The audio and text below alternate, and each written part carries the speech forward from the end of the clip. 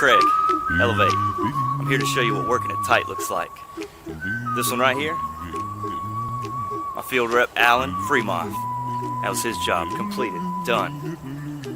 This one right here, my job.